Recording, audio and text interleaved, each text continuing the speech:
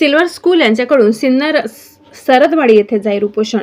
नाशिकच्या सिन्नर तालुक्यात असलेल्या सरदवाडीत 4 मार्च रोजी सामाजिक, शैक्षणिक, सांस्कृतिक सेवाभावी संस्था संचालित silver lotus English medium school Sinnar शैक्षणिक वर्ष सन 2018 ते 2019 ते 2024 ते 25 RTE पूर्तती अनुदान अद्यापपर्यंत न मिळाल्याने सिन्नर तालुक्यातील सरदवाडीत silver lotus English medium school यांच्याकडून जाहीर उपोषण करण्यात येत आहे। याबाबत सविस्तर माहिती अशी।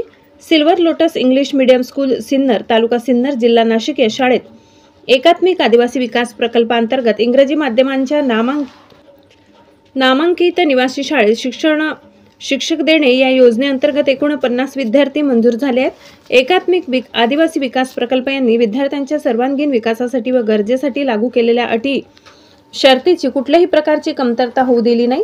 विद्यार्थ्यांसाठी लागणारा खर्च, सोयीसुविधा उपलब्ध करून दिल्या। तसेच मंजूर झालेले अनुदान आजपर्यंत मिळाले नसल्यामुळे अनेक आर्थिक अडचणींना सामोरे जावे लागत आहे।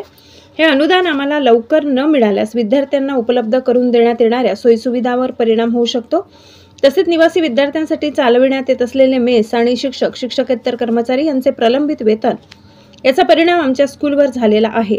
शासन निर्णय क्रमांक BUD 2024 प क्रमांक 2 कार्यासन 6 नुसार अनेक शाळांना अनुदान रक्कम अदा करण्यात आली आहे, परंतु आमच्या शाळेला अद्यापही अनुदान मिळाले नाही असे अप्पर आयुक्त नाशिक यांना दिलेल्या निवेदनात म्हटले असून मागण्या मान्य न झाल्यामुळे जाहीर उपोषण करण्यात आले।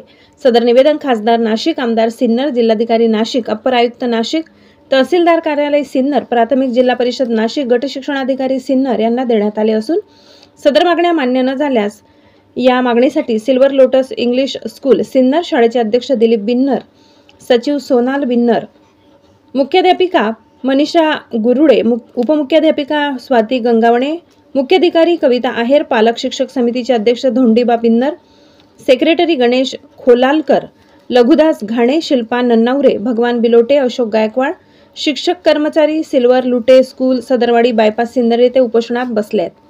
लोकशाही हक्क न्यूज चॅनलसाठी मुक्ताराम बागुल, नांदगाव।